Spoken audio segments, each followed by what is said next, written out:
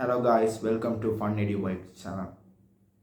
இந்த சேனலில் நாங்கள் என்னத்தை பற்றி பார்க்க போகிறோன்னா, மெக்லானின் லெப்ரோன் இவங்க யார், இவங்களை பற்றி நாங்கள் ஏன் பேசுகிறோம், இவங்க செஞ்ச விஷயம் என்ன, இவங்க எப்படி வந்தாங்க, இவங்க எடுத்த முயற்சி என்ன, இது எல்லாத்தையும் நாங்கள் டீட்டெயிலாக பேச போகிறோம். வாங்க வீடியோக்குள்ளே போய் பேசலாம்.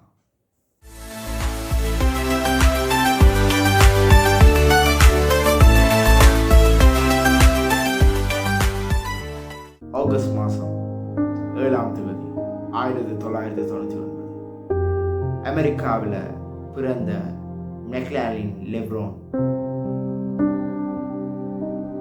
அவங்களோட சிறு வயது தொடக்கம் அவங்களுக்கு இருந்த ஆசை ஒரு விடாமுயற்சியாக மாறிச்சு. எல்லா பந்தயங்கள், முக்கியமாக ஓட்ட பந்தயங்கள் எல்லாத்தையும் அவங்க ஆர்வம் உள்ள ஒருவராக இருந்தாங்க.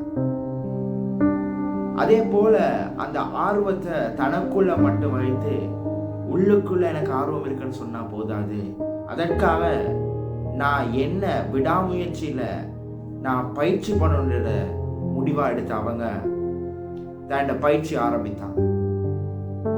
விடாமுயற்சியும் அவங்க எடுத்த பயிற்சியும் அவங்களை என்ன செஞ்சுச்சுன்னா, 15வது வயதுல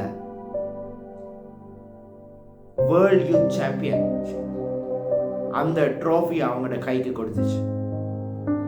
லேசான காரியம் இல்லை, அவங்களோட விடாமுயற்சி அவங்களோட பயிற்சியுமே அது காரணமாக இருந்துச்சு. தொடர்ந்து அது மட்டும் எனக்கு போதும் என்று அவங்க சோர்ந்து போகல, தொடர்ந்து பயிற்சி எடுத்தாங்க. இதுல நான் ஏதாவது சாதிக்கணும்னு நினைச்சாங்க, மேலும் மேலும் சாதிக்கணும்னு நினைச்ச அவங்க இன்னுமா பயிற்சி பண்ணாங்க. 2020ஆம் ஆண்டு ஒலிம்பிக் போட்டியில பங்கு கொள்வதற்கு ஒரு வாய்ப்பு கிடைச்சு. அந்த ஒலிம்பிக் போட்டியில அமெரிக்கா நாட்டின் சார்பாக அவங்க பங்கு கொண்டாங்க. அதுல 400 மீட்டர் பெண்களுக்கான ஓட்ட பந்தயம் நடைபெற்றது. அந்த பந்தயத்துல எல்லாரும் இவங்க யாரு என்று தேடி பார்க்கிற வகையில இவங்க தன்னை விடாமுயற்சி தனது பயிற்சியை எடுத்த காரியத்தை கொண்டு ஒரு உலக சாதனையை படைச்சிருந்தாங்க. 50.65 செகண்ட்கள்